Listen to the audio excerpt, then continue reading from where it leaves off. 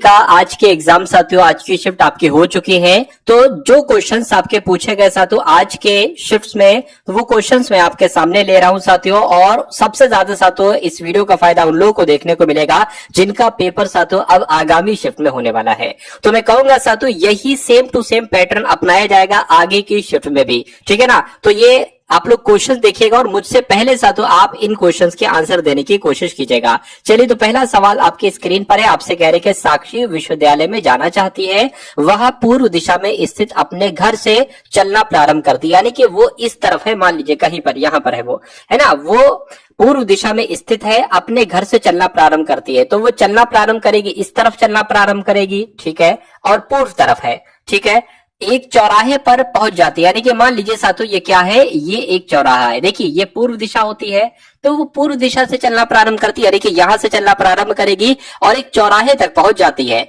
उसके बाद कहा जा रहा है कि उसके बाईं वाली सड़क पर सिनेमा पर जाकर समाप्त हो जाते हैं, यानी कि उसकी जो बाएं वाली सड़क है, यानी कि ये जो सड़क है ये सिनेमा पर जाकर समाप्त हो जाती है। उसके सामने की ओर अस्पताल है। अगर वो सामने देखें साथियों तो सामने क्या है, सामने अस्पताल है। तो बताइए विश्वविद्यालय कौन सी दिशा में होगा। देखिए पूर्व से चलना प्रारंभ करती है साक्षी यहाँ चौराहे पर पहुंच जाती है, उसके बाएं तरफ साथियों सिनेमा है, सीधे तरफ अस्पताल है, तो जाहिर सी बात है दाएं तरफ अगर वो मुड़ेगी तो उसको विश्वविद्यालय मिल जाएगा। तो यही सवाल आपसे पूछा जा रहा है कि विश्वविद्यालय कौन सी दिशा में होगा। मैं कहूंगा विश्वविद्यालय की अगर बात करें उत्तर दिशा में होगा, तो उत्तर आपके सवाल का बिल्कुल सही जवाब हो जाएगा। उसके बाद देखिए साथियों यहाँ पर AAZ है, FEX है, KIO है, POQ। आपको बताने कौन से 3 लेटर यहाँ पर आएंगे। तो एक ऐसा सवाल साथियों आपकी स्क्रीन पर आया था, है ना, आपके एग्जाम में। देखिए सबसे पहले अगर बात करें A से F हुआ है, F से K हुआ है, K से P हुआ है। तो मुझे यहाँ पर लग रहा है कि 5 बढ़ाया गया। देखिए A से F हुआ 5 बढ़ाया गया, F से K हुआ 5 बढ़ाया गया और K से P हुआ 5 बढ़ाया गया। तो P में जब साथियों आप 5 बढ़ाओगे तो कितना आ जाएगा, U आ जाएगा, ठीक है। अब देखिए U यहाँ पर है, यहाँ पर है। अब उसके बाद देखिए साथियों A से E हुआ है, यहाँ पर कितना बढ़ाया गया है, और E से I हुआ है, I से O हुआ है। अब देखिए यहाँ पर आपने बचपन में एक चीज पढ़ी होगी, AEIOU, ये क्या है, ये साथियों वो वॉवेल है, स्वर है। तो A के बाद EIO, फिर O के बाद क्या आया है साथियों, U आया है ना। तो यहाँ पर U आ जाएगा, AEIOU। तो यहाँ पर साथियों क्या आ जाएगा, U आ जाएगा। अब डबल U सिर्फ और सिर्फ ऑप्शन नंबर C वाले में बना हुआ है, लेकिन इसको भी हम लोग देख लेते हैं साथियों। Z से X हुआ है साथियों, कितना घटा है, Z से X की अगर बात करें 2 घटा है, X से U हुआ है 3 घटा है, और U से साथियों Q हुआ है 4 घटा है। तो अब 5 घटेगा, 5 घटेगा, मैं कहूंगा L आ जाएगा। तो L आपका ऑप्शन नंबर C वाले में है। उसके बाद देखिए अगला सवाल साथियों, अगर आपने इस वीडियो को बहुत अच्छे तरीके से देख लिया तो मेरा मानना है कि ये पेपर आपका जो आगामी शिफ्ट है इसमें रीजनिंग और मैथ्स में कोई दिक्कत आपको देखने को नहीं मिलेगी, ठीक है ना। चलिए, तो उसके बाद देखिए एक निश्चित कूट भाषा में FIT को साथियों FGIST लिखा जाता है, KIN को KLIMN लिखा जाता है। अभी मैथ्स के क्वेश्चन भी हम लोग देखेंगे, इसलिए आप थोड़ा सा धैर्य रख के इन कॉन्सेप्ट को अगर सीख लेते हैं तो मेरा मानना है पेपर आपका बहुत आराम से क्रैक हो जाएगा। तो अगर आपने अभी तक इस वीडियो को लाइक नहीं किया है तो आपसे रिक्वेस्ट है वीडियो को लाइक कर दीजिए और कमेंट में अपनी एग्जाम डेट जरूर मुझे बता दीजिएगा साथियों कि कौन सी तिथि में आपकी परीक्षा में आपके लिए कुछ बहुत अच्छा करने वाला हूं। देखिए मुझे ऐसा लग रहा है साथियों जैसे कि ये F है, तो यहां पर सेम टू सेम F इन्होंने लिख दिया और F के बाद साथियों क्या आता है, G आता है। तो ठीक है, ये हो चुका है। अब जैसा I है तो सेम टू सेम I लिख दिया। अब T यहां पर है, T की अगर बात करें T से पहले साथियों क्या आता है, T से पहले आपका S आता है, और T की अगर बात करें सेम टू सेम T लिख दिया गया है ना। अब यहां पर अगर बात करें देखिए K है, तो जैसे ये F हमने सेम टू सेम लिखा था, K का K हमने सेम टू सेम लिख दिया। K के बाद क्या आता है, L, और I जैसे वैसे, यानी कि जो यहां पर लॉजिक अपनाया गया वहीं पर लॉजिक हम यहां पर अपनाएंगे। देखिए J लिखा हुआ है तो J टू J सेम लिख देंगे, और J से पहले क्या आता है साथियों, K आता है तो K लिख देंगे। O जैसा है O वैसा लिख देंगे। जरा देखिए JKO कहां पर लिखा हुआ है, JKO यहां पर नहीं, यहां पर नहीं, यहां पर नहीं, JKO सिर्फ और सिर्फ ऑप्शन नंबर D में लिखा हुआ है।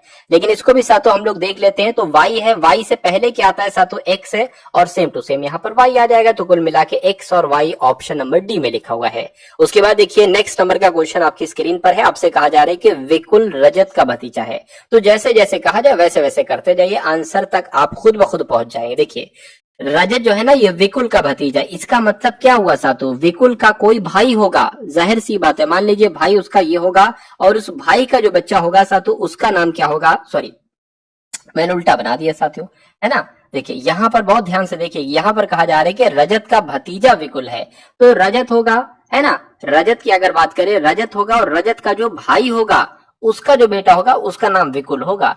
तो रजत होगा, रजत का कोई भाई होगा, उसका जो बेटा होगा उसका नाम विकुल होगा। तभी तो सातु ये लाइन पूरी हो पाई कि विकुल रजत का भतीजा है, ठीक है। उसके बाद कहने का रजत की माता निशा है, तो रजत की माता का नाम क्या है सातु, रजत की माता का नाम निशा है। यानी कि सुरेश के दो बच्चे हैं, रजत हैं और नीलेश हैं। सुरेश की अगर बात करते हैं साथियों, सुरेश के दो बच्चे हैं, कौन है, एक तो रजत हो गया और एक कौन हो गया साथियों, क्या कहा जा रहा है, नीलेश है। यानी कि अब हमें पता चल गया कि रजत का भाई कौन है, नीलेश है। यानी कि नीलेश का विकुल से क्या संबंध होगा, तो विकुल क्या कहेगा नीलेश को, विकुल तो क्या कहेगा भाई साहब, पिता कहेगा। तो पिता कहां पर लिखा हुआ है, ऑप्शन नंबर बी में लिखा हुआ है। साथियों अगर आप अपने एनटीपीसी के एग्जाम को 100% क्रैक करना चाहते हैं तो आपके लिए साथियों कुछ क्वेश्चंस तैयार किए गए हैं। ये क्वेश्चंस की अगर बात करते हैं, GK GS current affair, reasoning के क्वेश्चन, मैथ्स के क्वेश्चन होंगे। देखिए सबसे पहले आपको साथियों एनटीपीसी एग्जाम के 10 मॉडल पेपर दिए जाएंगे। जैसे आपकी शिफ्ट हो रही है उसमें जैसे पेपर में साथियों क्वेश्चन आ रहे हैं वैसे आपको 10 मॉडल पेपर सॉल्यूशन के साथ। उसके अलावा साथियों देखा गया है कि प्रीवियस ईयर पेपर में से भी सवाल एग्जामिनर निकाल रहा है और डिक्टो सवाल निकाल रहा है। लगभग 40 से 45% डिक्टो सवाल पूछे जा रहे हैं साथियों एनटीपीसी के पीवाईक्यू यानी कि प्रीवियस ईयर क्वेश्चन पेपर से। तो ये भी पीडीएफ आपको दी जा रही है, इसमें भी शिफ्ट्स के पूरे साथियों सॉल्यूशन होंगे। उसके अलावा साथियों करंट अफेयर के लगभग साथियों 8 से 9 सवाल आपके आ रहे हैं। तो 2025-2026 की पीडीएफ भी आपको साथियों दी जा रही है। मेरा मानना है कि अगर ये सारा कंटेंट आप एक बार सरसरी निगाहों से भी देख लेंगे तो इसमें से लगभग 70% कंटेंट आपको देखने को मिलेगा। तो ये पीडीएफ आपको सिर्फ और सिर्फ 45 रुपीज में दी जा रही है। डिस्क्रिप्शन में साथियों लिंक है एनटीपीसी एग्जाम पीडीएफ का, उस पर आप क्लिक करेंगे, वहां से 45 का पेमेंट कटवाएंगे और उसके बाद टारगेट सिलेक्शन ऐप को डाउनलोड करेंगे। साथियों ओवरव्यू में जब जाकर बराबर में कंटेंट वाला ऑप्शन है, ये अभी लॉक है। पेमेंट कटवाने के बाद साथियों ये आपका खुल जाएगा, यहां पर क्लिक करेंगे, इस पीडीएफ को डाउनलोड करके अपने पास साथियों सेव कर लीजिएगा। मैं कहूंगा आपके एग्जाम में जितना भी समय बचा हो अंतिम घंटों में इस पीडीएफ को एक बार देखिएगा और अपने पेपर को साथियों बहुत आराम से क्रैक कीजिएगा। उसके बाद देखिए साथियों आपके पास समय कम है इसलिए बहुत तेजी के साथ चलना पड़ेगा, मुझे आपको भी थोड़ा स्पीड पकड़ना पड़ेगा, है ना। एक ही पासे की दो अलग अलग स्थितियां दर्शाई गई हैं, तब 3 के विपरीत पर कौन सी संख्या है। कभी भी अगर आपको 2 आकृतियां दी जाएं और कोई एक नंबर यहां पर रख दिया जाए कि भाई इसका विपरीत बताइए, तो सिंपल सी बात है, आपको क्या करना है, देखिए 3 कहां पर, 3 यहां पर, और कहीं पर 3 है, नहीं पर है। लेकिन अगर बात करते हैं एक नंबर हमें मिल रहा है, 2 यहां पर भी है, 2 यहां पर भी, ऐसा अगर कंडीशन आ जाए तो आप 2 रख लेना ये वाला और फिर उसके नीचे रख लेना साथियों 2 ये वाला। अब देखिए क्लॉकवाइज चलिए, घड़ी जैसे दिशा में चलती है, 2 के बाद 1 और फिर 3, तो 2 के बाद 1 और फिर 3, इसमें भी वैसे चलिए क्लॉकवाइज, 2 के बाद 4 और 1 5, 2 के बाद 4 और 1 5। अब कहने का मतलब क्या है साथियों, कहने का मतलब यह है कि अगर आपसे कहा जाता साथियों क्या कि 1 का विपरीत क्या है तो आप 4 बताते, अगर आपसे कहा जाता 3 का विपरीत क्या है तो 5 बता दे, 5 का विपरीत पूछा जाता तो 3 बताते। अब बचा क्या साथियों, देखिए 1 2 3 4 5 6 बचा, अगर 2 का विपरीत पूछा जाता तो 6 बताते। कुल मिला के अगर बात करते यहाँ पर 3 का विपरीत पूछा गया है तो 3 का विपरीत 5 होता है। तो कुल मिला के अगर बात करें 5 कहां पर लिखा हुआ है, 5 आपका ऑप्शन नंबर ए में लिखा हुआ है। अगला क्वेश्चन आपकी स्क्रीन पर है, देखिए सवाल को और बताइए आपका जवाब क्या होगा। ऑप्शन नीचे है, ठीक है कोई दिक्कत नहीं, पहले इतना करिए साथियों। कहने के 6 लोग हैं, राज, श्रुति, प्रिया, मोहन, अजीत और गीत, एक वृत्ताकार मेज के चारों ओर अंदर की ओर मुंह करके बैठे, ठीक है। तो कोई दिक्कत नहीं साथियों, एक वृत्ताकार मेज हम बना लेते हैं। 1 2 3 4 5 6 लोग हैं तो 6 लोगों की जगह हमने बैठने की बना ली। उसके बाद कहने के मोहन प्रिया के दाईं ओर दूसरे स्थान पर बैठा है और प्रिया राज के बाईं ओर तीसरे स्थान पर बैठी है।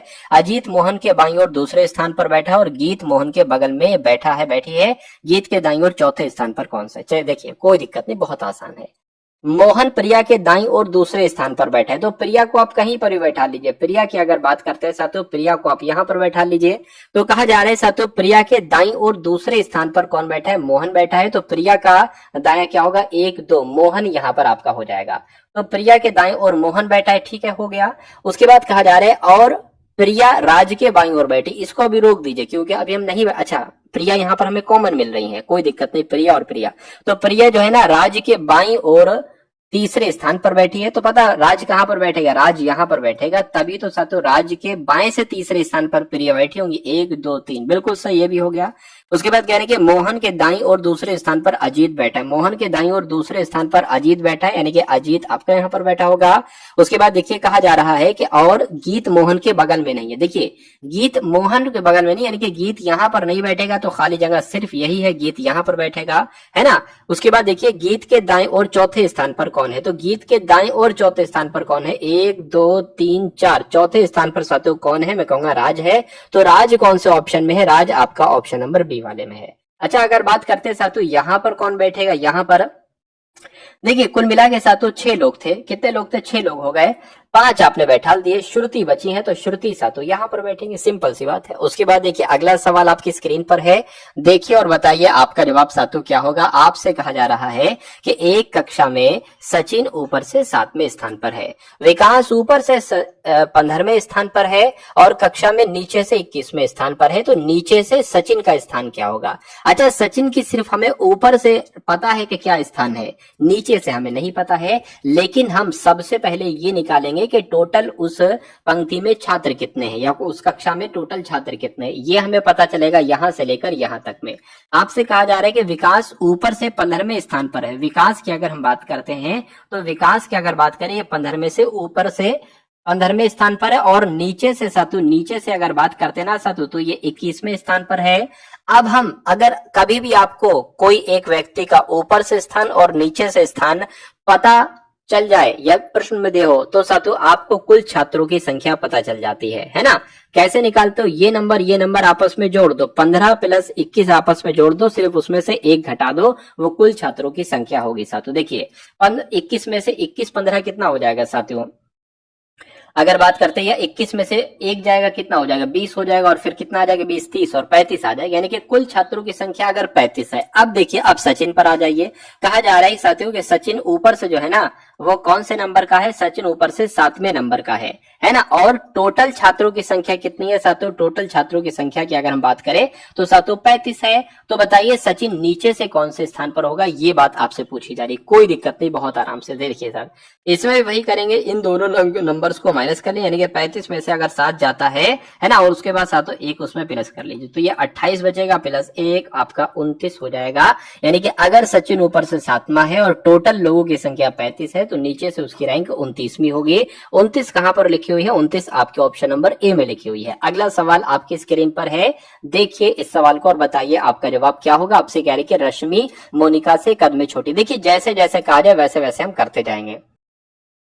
उसके बाद देखिए साथियों रश्मिका मोनिका से कद में छोटी है। जो अब देखिए जो का मतलब आपको पता होना चाहिए, अगर जो का मतलब आपको पता है तो बहुत अच्छी बात है। जो प्रेरणा से कद में छोटी है, जो का मतलब होता है दूसरे वाले के लिए, पहला वाला ये दूसरा वाला ये, तो इनको साथियों आप कैलकुलेट करने की कोशिश कीजिए। देखिए मोनिका से कद में छोटी रश्मिका है, तो अगर मान लीजिए साथियों ये मोनिका हो गई है ना, मोनिका हो गई, और कहा जा रहा है कि मोनिका से कद में छोटी कौन है, रश्मि है, तो मोनिका से नीचे आ जाएंगी साथियों रश्मि। इतनी बात क्लियर है। उसके बाद कहेंगे जो प्रेरणा से कद में छोटी, यानी कि जो मतलब मोनिका जो है ना प्रेरणा से कद में छोटी है, तो प्रेरणा क्या हो जाएंगी, प्रेरणा ऊपर आ जाएंगी, प्रेरणा ऊपर आ जाएंगी। उसके बाद देखिए सना रश्मि से कद में छोटी है, सना जो है ना सना रश्मि से कद में छोटी है, ठीक है, तो रश्मि के नीचे सना हो जाएंगी। कहने के उसके हर्षिता प्रेरणा से लंबी है, हर्षिता प्रेरणा से लंबी है, तो प्रेरणा से लंबी है हर्षिता प्रेरणा से लंबी है, हर्षिता प्रेरणा से लंबी है। उमा निकिता से कद में छोटी है, उमा जो है ना निकिता से कद में छोटी है और हर्षिता से लंबी है। यानी कि हर्षिता की अगर बात करें, हर्षिता से कद में लंबी कौन है, उमा है, हर्षिता से कद में लंबी कौन है, उमा है, और उमा निकिता से कद में छोटी है, उमा जो है ना निकिता से कद में छोटी है, ठीक है, कोई दिक्कत नहीं है। इनमें से कद सबसे छोटा किसका है, तो सबसे छोटे कद पर कौन है, सना है, तो मैं कहूंगा सना आपके इस क्वेश्चन का बिल्कुल सही और सटीक जवाब हो जाएगा। भाई बहुत बढ़िया, वेरी गुड क्लास। चलिए साथियों उसके बाद देखिए अगले नंबर की अगर बात करते हैं साथियों, यहाँ पर हम लोग कहा जा रहा है कि आयकरदाता, कर्मचारी और पुरुष, इनके लिए जो आरेख बन सकता है वो क्या बन सकता है, मुझे बताइए। देखिए अगर यहाँ पर हम लोग बात करते हैं साथियों, मान लीजिए ये क्या हो गए, ये पुरुष हो गए, है ना, ये पुरुष हो गए, और कुछ पुरुष आयकर दाता भी हो सकते हैं। इतने पुरुष मान लीजिए साथियों क्या आयकर दाता हो जाएंगे, और कुछ पुरुष आय देते हैं और कुछ पुरुष आयकर नहीं देते हैं, और ये आपके जो हो जाएंगे ये आपके कर्मचारी हो जाएंगे, है ना। सभी कर्मचारी थोड़ी ना साथियों पुरुष हो सकते हैं, कुछ महिलाएं भी हो सकती हैं, और सभी कर्मचारी आयकर दाता भी नहीं हो सकते, कुछ देते हैं और कुछ नहीं देते हैं जिनकी अर्निंग कम है। तो कुल मिला के ऐसा आरेख कहां पर बना हुआ है, ऐसा सिर्फ और सिर्फ ऑप्शन नंबर ए में बना हुआ है, तो यही आपका जवाब होगा। तो उसके बाद देखिए अगला सवाल है, आपसे कह रहे हैं कि साथियों यदि गुणा का अर्थ ये और ये, इसके थोड़ी दिक्कत है, मैं आपको बता देता हूं। देखिए साथियों, यदि गुणा का अर्थ क्या हो जाएगा साथियों, भाग हो जाएगा, और भाग की अगर बात करते हैं तो भाग का अर्थ यहाँ पर प्लस हो जाएगा, और अगर बात करते हैं भाग का अर्थ तो प्लस है, और माइनस का अर्थ क्या है, माइनस का अर्थ साथियों गुणा है, माइनस का अर्थ गुणा है, और प्लस की अगर बात करें प्लस का अर्थ माइनस है। तो आपको ये सॉल्व करना होगा। क्या, देखिए भाग होगा ये 392 भाग 28 गुणा 7 माइनस 4 प्लस 10। तो इसको हम लोग कैलकुलेट कर लेते हैं साथियों, क्या दिक्कत है, कोई दिक्कत नहीं है। 7 4 और यहाँ पर साथियों 10 आ जाएगा, ठीक है ना। देखिए साथियों, भाग है, भाग की जगह पर हमें क्या रखना है, प्लस रखना है, यानी कि प्लस आ जाएगा। गुणा की अगर बात करें, गुणा की जगह पर भाग रखना है तो भाग आ जाएगा। माइनस की अगर बात करें, गुणा रखना है, और प्लस की जगह पर साथियों माइनस रखना है। इसको आप कैलकुलेट करके आंसर मुझे फटाफट बता दीजिए। देखिए आपको पता होगा सबसे पहले भाग सॉल्व कराया जाता है, उसके बाद गुणा, फिर प्लस माइनस में से कुछ भी सॉल्व कर लो। तो सबसे पहले भाग सॉल्व करते हैं। भाग करेंगे 7 के 28 से करेंगे, 7 चौक 28, यानी कि इसकी जगह पर क्या आ जाएगा, 4 आ जाएगा। अब 4 गुणा 4 है, तो इसको क्या लिख सकते हैं साथियों, 16 लिख सकते हैं। 16 माइनस 10 साथियों कितना बचेगा, 6 बचेगा। अब 392 प्लस 6 कितना हो जाएगा, मैं कहूंगा साथियों 398 हो जाएगा। क्या 398 कहीं ऑप्शन में है, मैं कहूंगा बिल्कुल ऑप्शन नंबर ए वाले में है। तो जिनका आंसर ऑप्शन नंबर ए के साथ है तो बिल्कुल सही हो जाएगा। उसके बाद देखिए अगला सवाल आपके स्क्रीन पर है, कह रहे कि कथन आपके सामने है और धारणाएं आपके सामने। आपसे कहा जा रहा है कि प्रिंसिपल पूर्वाह्न 10 बजे विद्यार्थियों को संबोधित करेंगे, यानी कि सुबह 10 बजे विद्यार्थियों को संबोधित करेंगे, कौन, प्रिंसिपल साहब। उसके बाद दूसरा देखिए, आपसे अनुरोध है, बच्चों से कहा जा रहा है, आपसे अनुरोध है कि पूर्वाह्न 10 बजे से पहले अपना स्थान ग्रहण कर ले, यानी कि सभी बच्चे 10 बजे अपना स्थान ग्रहण कर ले, क्योंकि प्रिंसिपल साहब आएंगे साथियों, है ना, और संबोधित करेंगे। धारणा आपको बताने कौन कौन सी सही है। यदि विद्यार्थी पूर्वाह्न 10 बजे से पहले अपना स्थान ग्रहण नहीं करता है तो समारोह आरंभ नहीं होगा। क्यों नहीं होगा, बिल्कुल होगा साथियों। कुछ बच्चे मान लीजिए नहीं आते तो कुछ बच्चे तो आएंगे, है ना। तो ये तो आपका गलत हो जाएगा कि नहीं होगा। इसमें ऐसी कोई बात नहीं लिखी है कि अगर नहीं आते तो नहीं होगा, है ना, होगा। समारोह निर्धारित समय पर आरंभ होगा, बिल्कुल साथियों। कहा गया है कि प्रिंसिपल 10 बजे आएंगे, तो 10 बजे से पहले अपना स्थान ग्रहण कर ले तो समारोह आयोजित होगा। राइट आंसर आपका ऑप्शन नंबर क्या होगा साथियों, कुल मिला के दूसरा वाला आपका बिल्कुल सही है। उसके बाद देखिए साथियों, कथन और तर्क आपके सामने है। इस सवाल को देखिए और आप लोग मुझे बताइए आपका जवाब साथियों क्या हो सकता है। देखिए कथन और तर्क है, यदि परिवार के पास हमारे जीवन को चलाने के लिए पर्याप्त धन है, यानी कि हमारे बाप दादा के पास, हमारे माता पिता के पास अगर पर्याप्त धन है जिससे हमारी जिंदगी कट सके, हमें दाल रोटी सब्जी मिल सके, तो क्या हमें काम पर जाना बंद कर देना चाहिए, तो क्या काम हमें नहीं करना चाहिए। देखिए हाँ कह रहा है तो इसको तो देखते ही कट कर दो। क्यों, क्योंकि परिवार को खिलाने के अलावा काम करने का कोई अन्य महत्वपूर्ण उद्देश्य नहीं, ऐसा थोड़ी ना है भाई। आपको कार लेना है, आपको हो सकता है मकान बनाना, आपको अपनी शादी करना, आपको बहनों की शादी करना, बहुत सारे काम होते हैं, हजारों काम होते हैं, है ना। तो क्या खाना खाने के अलावा कोई और काम नहीं है, इसलिए हमें काम पर नहीं जाना चाहिए। तर्क बहुत कमजोर है, गलत हो जाएगा। अगर नहीं की बात करें तो फिर हमारे पास नई चीजों के बारे में अवगत होने के मौके कम हो जाएंगे, ये बिल्कुल सही हो जाएगा। अगर पैसा नहीं होगा या काम पर हम नहीं जाएंगे तो हम जानकारी कैसे ले पाएंगे और चीजों की, अवगत होना मुश्किल हो जाएगा। इसलिए आंसर आपका ऑप्शन नंबर क्या होगा, दूसरा वाला आपका बिल्कुल सही है। उसके बाद देखिए साथियों अगले नंबर का क्वेश्चन, और मैथ्स के क्वेश्चन देख लीजिए साथियों। मैथ्स के क्वेश्चन आपकी स्क्रीन पर है। देखिए आपसे कहा जा रहा है कि मोहित एक स्थान ए से चलना प्रारंभ करते हैं। मान लीजिए साथियों एक स्थान ए आपका ये है, यहां से चलना प्रारंभ करता है और बी तक पहुंचता है साथियों 12 घंटे में, यानी कि ए से लेकर साथियों कहां, बी तक जाता है। और इसमें उसको कितना समय लगता है, इसमें उसको जो समय है, समय साथियों कितना लगता है, समय उसको 12 घंटे का लगता है, ठीक है, ए से बी तक जाने में। उसके बाद कहने की वो कुल दूरी, यानी कि ये जो दूरी होगी, जितनी भी साथियों ये दूरी होगी, तो इस दूरी का 1/5वां भाग जो है ना वो 6 किलोमीटर की गति से तय करता है। और जो भी शेष दूरी बचेगी, जब एक दूरी साथियों 1/5 है ना, तो दूसरी दूरी कितनी बचेगी, 4/5 बचेगी, है ना। दूसरी दूरी कितनी बचेगी, 4/5 बचेगी। तो कहेंगे शेष दूरी को 8 किलोमीटर प्रति घंटा की गति से तय करता है। तो ए और बीच की दूरी आपसे साथियों यहाँ पर क्या की जा रही है, पूछी जा रही है, ठीक है ना। चलिए कोई दिक्कत नहीं साथियों। इस सवाल की अगर बात करते हैं साथियों, कोशिश करेंगे साथियों इस सवाल को करने की। देखिए कभी भी अगर आपसे साथियों कहा जाए क्या कहा जाए, देखिए दो तरह की दूरियां हैं। एक तो सातु ये 1/5 है, यानी कि ये दूरी का 1/5 है, और ये दूरी का दूसरा हिस्सा क्या है, 4/5 है, यानी कि दूरी का दूसरा हिस्सा 4/5 है। अगर आपसे कहा जाए कि एक दूरी जो है ना 6 किलोमीटर प्रति घंटा की गति से तय की जा रही है, जो कि यहाँ पर लिखा हुआ है ना, लिखा हुआ होगा 6 किलोमीटर प्रति घंटा की गति से, और दूसरी गति की अगर बात करें ये 8 किलोमीटर प्रति घंटा की गति से तय की जा रही है, तो आप क्या करेंगे, एक सूत्र होता है वो मैं आपको बता देता हूँ, वो आप लोग लगा लीजिए। आपको कुछ नहीं करना चाहते हो, आपको सिर्फ और सिर्फ इतना करना है कि दूरी बटा चाल कर देना है। क्या कर देना है, दूरी बटा चाल। अच्छा दूरी कितना है, d/5, इसको हम लोग कर सकते हैं, अरे भाई 1/d है तो इसको d/5 कर सकते हैं, यानी कि d/5 दूरी जो है ये कितने इसकी चाल है, कितनी चाल से जा रही है साथियों, 6 किलोमीटर प्रति घंटा, 6 किलोमीटर प्रति घंटा।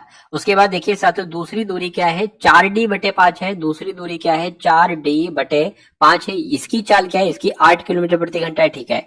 और दूरी बटे चाल प्लस दूरी बटे चाल, टोटल समय कितना लग रहा है, ये आपके सामने 12 घंटे का साथियों समय यहाँ पर लग रहा है। इतनी बात क्लियर है, अगर इतनी बात क्लियर तो बहुत अच्छी बात है। अब देखिए, अब साथियों अगले स्टेप में यहाँ पर अगर बात करें तो क्या हो सकता है, ये मैं आपको यहाँ पर साथियों बताना चाहता हूँ। देखिए इसकी इससे गुणा हो जाएगी, इसकी 6 की इससे और 8 की 5 से हो जाएगी, तो क्या यहाँ पर हो सकता है, d बटा 6×5 तो d/30 हो गया, और यहाँ पर 8×5 यानी कि 4/40 हो गया, बराबर क्या आ गया साथियों, आपका 12 आ गया। तो यहाँ से आप इसको कैलकुलेट करेंगे साथियों, और यहाँ से d का मान निकालेंगे, वही आपके a और b के मध्य की दूरी होगी, d मतलब दूरी हो जाएगी। तो 40 की d से करेंगे साथियों 40d आ जाएगा, प्लस 30 की d से करेंगे 30 चौक 120 यानी कि 120d आ जाएगा। एक सेकेंड, कितना आ जाएगा साथियों, अगर बात करते हैं यहाँ पर 120d आ जाएगा, 120d आ गया है ना। और देखिए अब क्या होगा, अब ये 120 है बराबर, और नीचे की अगर बात करते हैं 40 की 30 से गुणा करेंगे तो कितना आ जाएगा, तो 1200 आपका आ जाएगा, ठीक है ना। 40d और 120, 40d ये कितना हो जाएगा साथियों, सॉरी 120 ये अच्छा d बना हुआ है, 40d 120d कितना हो जाएगा, 160d हो जाएगा। तो 160d आपका ये हो गया, बटे कितना हो गया 1200, और ये आपका 120 हो गया। इस जीरो से आपका ये जीरो कैंसिल हो जाएगा। अब इधर आ जाते साथियों, d बराबर कितना आ जाएगा, देखिए 120 की गुणा 120 से हो जाएगी, 120 गुणा 120 हो जाएगी, बराबर लगाए क्रॉस मल्टीप्लाई, और ये 16 आपका साथियों नीचे आ जाएगा। इसको आप कैलकुलेट कर लीजिए, d का मान आपको मिल जाएगा, 2 अट्ठे 16 हो जाएगा, 2 से कट करेंगे 60 आ जाएगा, 2 से कट करेंगे साथियों ये भी आपका कितना आ जाएगा, 60 आ जाएगा। 4 से कटेगा, 4 एकम 4, 4 पंजे 20, बिल्कुल साथियों 15 छंग कितने होते हैं, 15 छंग आपका साथियों कितने हो जाएंगे, अगर बात करते हैं साथियों 90 हो जाएंगे। तो कुल मिला के साथियों 9 और 9 900 किलोमीटर आ रहा है साथियों, 900 किलोमीटर नहीं 90 किलोमीटर यहाँ पर साथियों आना चाहिए। 90 किलोमीटर, डी कहाँ पर लिखा हुआ है, ये साथियों आपका ऑप्शन नंबर बी में लिखा हुआ है। कोई दिक्कत हो गई होगी साथियों, 900 नहीं बल्कि 90 किलोमीटर यहाँ पर आएगा, है ना। चलिए उसके बाद देखिए अगले नंबर का साथियों क्वेश्चन आपकी स्क्रीन पर है, देखिए और बताइए आपका जवाब क्या करेंगे। 8250 की एक राशि 5 वर्षों में 2475 का साधारण ब्याज देती है। तो राशि की अगर बात करें कितनी है साथियों, 8250 है। समय की अगर हम बात करते हैं तो 5 वर्ष है। साधारण ब्याज की अगर बात करते हैं साथियों कितना है, 2475 है। आपसे दर पूछी जा रही है, तो कोई दिक्कत नहीं, दर का सूत्र क्या होता है साथियों, साधारण ब्याज गुणा 100 अपॉन पी इंटू टी हो जाएगा। इसको फिट कर लीजिए साथियों, देखिए साधारण ब्याज कितना है 2475 है, और गुणा आपका 100 आ जाएगा, नीचे पी और टी आ जाएगा। पी कितना है साथियों 8250 है ना, और टी की अगर बात करते हैं तो 5 है। इसको आप कैलकुलेट करा लीजिए, आपका आंसर आपके सामने होगा। देखिए अगर हम बात करते हैं साथियों इसको कट कराएं तो यहाँ पर 20 आ जाएगा, 0 से 0 कैंसिल हो जाएगा, 5 एकम 5 हो जाएगा, 5 चौक आपका 20 हो जाएगा, 4 जाएगा, 5 टीम आपका 45 हो जाएगा, 2 बचेगा, 5 पंजे 25 हो जाएगा, ठीक है ना। और इधर कितना आएगा साथियों, 5 एकम 5 हो जाएगा, और 3 चला जाएगा, 5 छंग आपका 30 आ जाएगा, 5 पंजे 25, ये आपका 165 आ गया, यानी कि 495 गुणा 2 बटे 165 यहाँ पर आ जाएगा। देखिए 5 तिया 15 और 5 तिया 15 हो गया, 5 सत्ते 5 टीम 45 हो जाएगा, और 4 जाएगा वही 5 टीम 45 हो जाएगा, 11 तिया और 11 नीम हो जाएगा। 2 से कट करोगे कितना आ जाएगा, देखिए 9 अट्ठे 9 दूना 18 हो गया, 2 से कट करोगे साथियों 9 आपका आ जाएगा, है ना, 9 आ जाएगा। लेकिन दिक्कत आपको यहाँ पर कहीं पर लग रही है, एक बार फिर से कर लेते हैं साथियों इसको हम लोग। देखिए 2475 था, 2475 गुणा 100 बटे 8250 था, गुणा 5 था, कोई दिक्कत नहीं। अब फिर से एक बार सातों इसको हम लोग कर लेते हैं, है ना, ट्राई करके। अगर हम इसको 5 से कट करें सातों, 5 एकम 5, 5 छंग आपका 30 हो जाएगा, है ना, और ये 2 आ जाएगा, 5 पंजे आपका 25 हो जाएगा, ठीक है, और ये 0 आपका लग जाएगा, बटे गुणा क्या है सातों 5 है। इसको अगर बात करें साथियों, 5 चौक आपका 20 हो जाएगा, 5 नीम आपका 45 हो जाएगा, 2 बचेगा, 5 पंजे 25 आपका हो जाएगा। इधर क्या है साथियों, इधर आपका 100 है। इस 0 से ये 0 कैंसिल, इस 5 से ये कैंसिल, तो यहाँ पर आपका 2 आ जाएगा, ठीक है ना। अब अगर बात करते हैं साथियों, देखिए 5 तिया 15, 5 तिया 15, 5 टीम आपका 45 हो जाएगा, 5 टीम आपका 45 हो जाएगा, 11 से कट के 11 तिया और 11 आपका नीम हो जाएगा, गुणा 2 हो जाएगा। अच्छा ये 3 आ रहा था, सॉरी, है ना, 9 दूना 18 हो जाएगा, 3 छंग 18 होता है, यानी कि 6% आपका वार्षिक ब्याज दर आ जाएगा। 6% कहां पर है, 6% आपका ऑप्शन नंबर बी वाले में। समझ में आया साथियों, बढ़िया लगा सवाल, है ना। चलिए उसके बाद देखिए अगले नंबर का क्वेश्चन आपकी स्क्रीन पर है, देखिए और बताइए आपका जवाब क्या होगा। मोहित और सुमित क्रमशः 66,000, यानी कि मोहित जो है ना 66,000 और सुमित की बात करते हैं 84,000, ये एक व्यापार में लगाता है। यदि वर्ष के अंत में यानी कि 12 महीने के बाद, 1 साल के बाद 11:9 के अनुपात में लाभ होता है, यानी कि अगर 11 रुपए बचते हैं मोहित को तो 9 रुपए बचेंगे सातों सुमित को। उनके द्वारा निवेश की गई पूंजी की समय अवधि, यानी कि उन्होंने कितने कितने समय के लिए अपना पैसा लगाया था, ये बात आपसे पूछी जा रही है। चलिए इस सवाल की अगर बात देखिए, टोटल लाभ क्या होता है, अगर हम बात करें सातों के लाभ इनको कैसे मिलेगा, इन्होंने कितने समय के लिए पैसा लगाया, है ना, और कितना पैसा लगाया, कितने समय के लिए और कितना पैसा लगा रहा, ये बात आपको पता चल जाए तो लाभ बहुत आराम से निकल जाएगा। अच्छा लाभ का अनुपात कितना है सातों, 11:9 है। और 11 की अगर बात करें मोहित का लाभ है, तो मोहित ने पैसा कितना लगाया था, कितने समय के लिए लगाया था, है ना। देखिए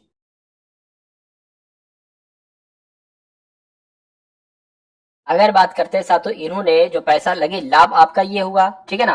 पैसा इन्होंने जो लगाया था वो कितने के अनुपात में लगाया था, पैसा लगाया था 66,000, कितने समय के लिए मुझे नहीं पता, तो हम समय लिख देते हैं। और सुमित की बात करते हैं, सुमित ने कितना पैसा लगाया था 84,000, कितने समय के लिए लगाया मुझे नहीं पता, यहाँ पर हम समय लिख देते हैं। तो बस यही 2 समय ऊपर नीचे वाले समयों की अवधि आपको निकालना है, उसका अनुपात आपको निकालना है, ठीक है ना। तो ये कैलकुलेट हो जाएगा, बिल्कुल कैलकुलेट हो जाएगा। 9 एकम 9, 9 नीम 81 आपका हो जाएगा, ठीक है ना। कितना बचेगा साथियों, ये आपका बचेगा साथियों 3, 9 3 आपका 27 हो जाएगा, 3 बचेगा, 9 3 27, ये तो साथियों नहीं निकल पा रहा है मेरे हिसाब से,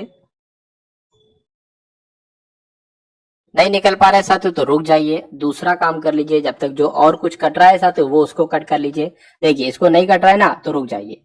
अगर हम बात करते हैं साथियों, सबसे पहले 3 0 से ये 3 0 कैंसिल कर लीजिए। अब 84 बचा, 84 के बराबर लाए, क्रॉस मल्टीप्लाई होगी, 84 गुणा 11 से हो जाएगी, यानी कि 11 गुणा 84 हो गया, और बटे में क्या आ गया 9, तो 9 की गुणा किससे हो जाएगी, 66 से हो जाएगी। और इधर क्या निकलेगा, इधर आपका समय, यानी कि मोहित का समय और सुमित का समय साथियों, इनका अनुपात निकल आएगा, कोई दिक्कत नहीं। देखिए 11 एकम 11, 11 छंग 66, क्या 11 से 84, 6 से 84 कटेगा, 6 कम 6, 6 कम 6, 2 चला जाएगा, 6 चौक आपका 24, बिल्कुल साथियों इतना आ गया। यानी कि दोनों समयों की अगर बात करते हैं तो इनका अनुपात कितना है, पहले वाले का समय का, मोहित अगर 14 के अनुपात में लगाता है तो सुमित 9 के अनुपात में लगाएगा, तो 14:9 कौन से ऑप्शन में लिखा हुआ है, मैं कहूंगा ऑप्शन नंबर सी में लिखा हुआ है। तो जिनका आंसर ऑप्शन नंबर सी के साथ है, तो आपका आंसर यहाँ पर साथियों क्या होगा, आपका आंसर यहाँ पर बिल्कुल करेक्ट और बढ़िया हो जाएगा भाई, बहुत बढ़िया, वेरी गुड क्लास। अगला सवाल आपकी स्क्रीन पर बहुत ध्यान से देखिएगा। प्लेटफॉर्म की लंबाई जो है ना, ये रेलगाड़ी की लंबाई की 2 गुनी है। तो सबसे पहले अगर बात करते हैं ट्रेन की लंबाई या रेलगाड़ी की लंबाई, बात एक ही है।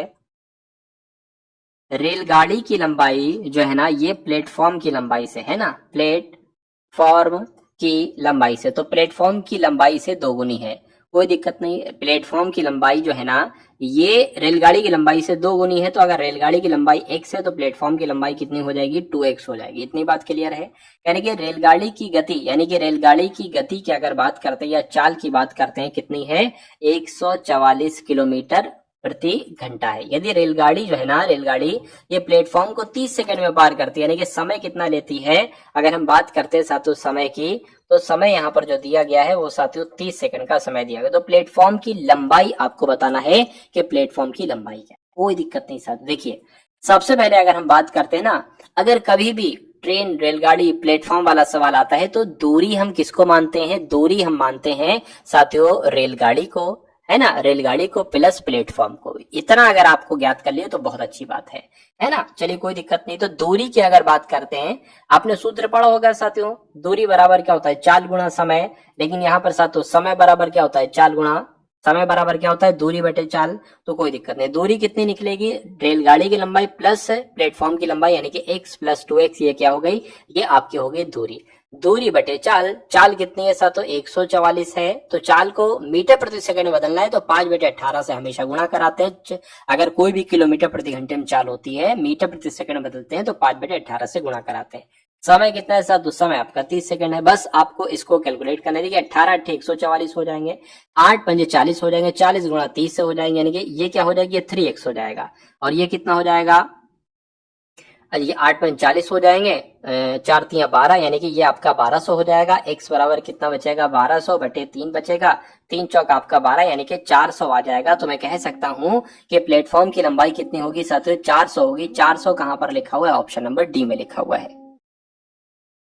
चलिए साथियों अब अंतिम सवाल हम लोग देख लेते हैं। ये आपका आखिरी सवाल है, तो इस आखिरी सवाल को बहुत अच्छी तरीके से आप लोग देखिएगा और कुछ इंपॉर्टेंट चीजें भी मैं आपको बताऊंगा भी, वो भी आप लोग साथियों बहुत आराम से देखिएगा, ठीक है ना। देखिए साथियों यहाँ पर अगर हम लोग बात करें, आपसे कहा गया कि एक दुकानदार निश्चित मूल्य पर, किसी मूल्य पर किसी भी वस्तु को, वो किसी वस्तु को बेचता होगा, अब क्या पता उसके लाभ या हानि का प्रतिशत क्या होगा, यानी कि उसका लाभ बताइए या हानि बताइए।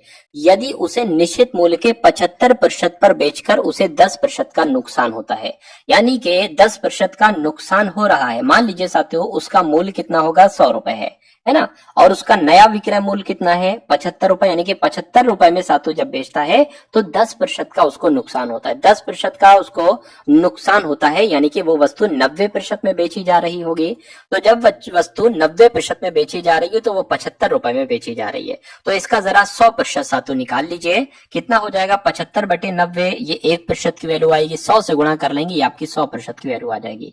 0 से 0 यहाँ पर आपका कैंसिल हो जाएगा, ठीक है ना। 3 × 3 = 9, 3 × 3 = 9, 3 दूना 6, 3 × 5 = 15, यानी कि 250/3 ये क्या आ जाएगा? ये साथियों आपका सीपी आ जाएगा, यानी कि ये आपका क्रय मूल्य आ जाएगा। इतनी बात आप लोग ध्यान रखेंगे। अब देखिए साथियों उसके बाद देखिए अब लाभ निकालना है। लाभ कैसे निकालेंगे? लाभ निकालेंगे, हमें विक्रय मूल्य पता होना चाहिए, पता है, क्रय मूल्य पता होना चाहिए। दोनों को डिफरेंस कराएंगे, क्या? दोनों को डिफरेंस कराएंगे और भाग कर देंगे साथियों किससे? क्रय मूल्य से, जो कि क्रय मूल्य साथियों ये है। चलिए कोई दिक्कत नहीं, कोशिश कराते हैं साथियों हम लोग। विक्रय मूल्य साथियों कितना है आपका? 100 है, माइनस क्रय मूल्य आपका कितना अभी निकाला? 250/3 निकाला। ये 100 से गुणा होगी प्रतिशत निकालने के लिए, और बटे में कितना आ जाएगा? बटे में आपका आ जाएगा क्रय मूल्य 250/3 आ जाएगा। इतनी बात आपको समझ में आएगी। अब देखिए 3 की गुणा किससे होगी? 100 से होगी, ये 300 हो जाएगा। 300 में से 250 जाएगा, कितना बचेगा? 50 बचेगा, यानी कि 50/3, और बटे क्या है साथ में? 250/3, और गुणा कितना हो जाएगा? 100 हो जाएगा। ये 3 से 3 आपका कैंसिल हो जाएगा, क्या बचेगा? 50 × 100/250। तो ये तो साथियों कैंसिल हो जाएगा, यहाँ पर 5 आ जाएगा, ये 5 से कैंसिल होगा साथियों, यहाँ पर 20 आ जाएगा, यानी कि 20% जो होगा वो प्रॉफिट होगा। और ऐसा कहां पर लिखा हुआ है? ऐसा आपका ऑप्शन नंबर ए में लिखा हुआ है।